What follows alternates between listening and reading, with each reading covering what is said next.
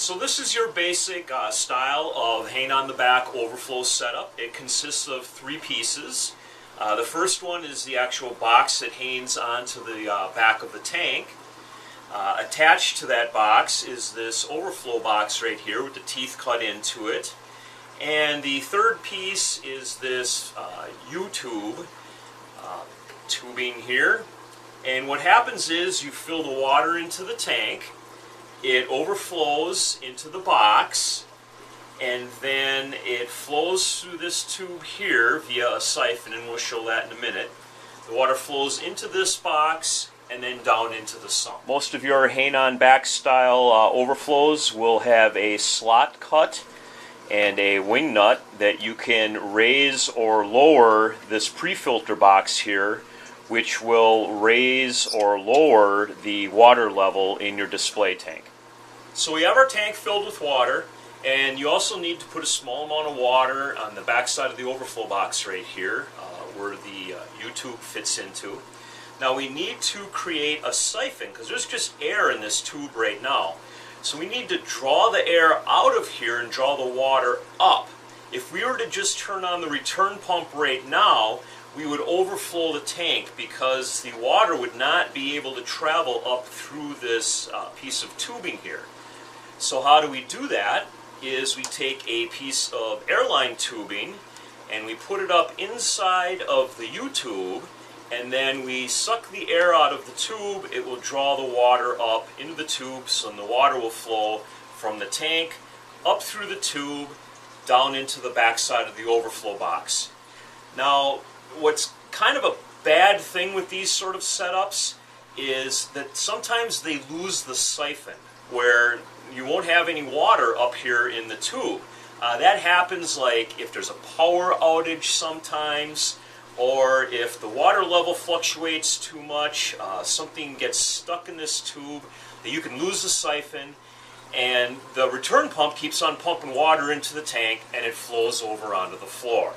So that's kind of why these really aren't the best option out there. It's much better to have your tank drilled. But if you don't have any other option on your tank and you want to add a sump, this is really the only way to go. They also do make a pump that it's a water lift pump, just a small little thing. Sort of looks like an airlift pump, but it's actually it'll draw water. You drill a hole into the top of this piece of tubing here and glue a piece of rigid airline tubing, hook up the tube to the pump, and the pump sucks the water through the tube and then back into the back side of the overflow box. So I'm not going to show that right now, but look it up and you'll be able to see what I'm talking about. So I'm going to get a siphon going here and show you how this works. So I have a piece of flexible airline tubing up into the U-tube here, and you want to try to get it as high into the tube as you possibly can. And you also want to try to suck all of the air out of here as much as possible.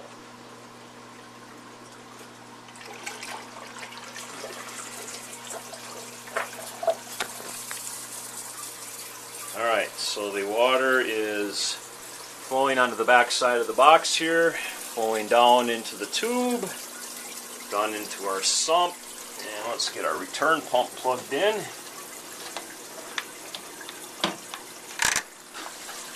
Alright, our return pump is pumping the water back up into the tank. Now I had to install a ball valve onto this because the return pump and the overflow are not matched at the same gallon per hour rating. The pump is much more powerful than the overflow. This overflow is only rated for 300 gallons per hour, and my pump is rated at 600 gallons per hour. So I've restricted the water flow. This really isn't the right way to do it. You should match the return pump to your overflow here. So, but you can see that the water is flowing through the tube here and then over this wall here, and this area here you could put a sponge pre-filter over this part of the pipe. That's why there's slots cut into it. But it runs down into the sump and then into the return, going back up into the tank.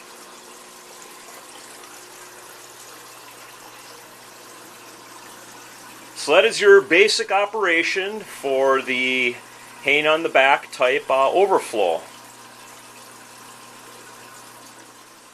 So that pretty much covers the 4 different styles of overflows that I have had experience in. You will notice that none of them use a pump to transfer the water from the display tank down into the sump. I've had some people ask me that question, and I've never seen it work, and I would be very leery of doing so, using basically 2 pumps, one to take the water from the tank down into the sump and the other to return the water from the sump to the tank. I would not want that, just for the case of if there was a power failure, you're probably going to end up with a big mess and it's going to be a disaster. They all use either a gravity style feed, such as the drilled tank overflows, or by using a siphon, such as the hang on the back models. So if you have any questions or comments, you can post them here on YouTube, or you can also visit us on the web at www.limpetsreef.com. And we're also now on Facebook, so you can go on Facebook, do a search for Limpets Reef, add us as a friend.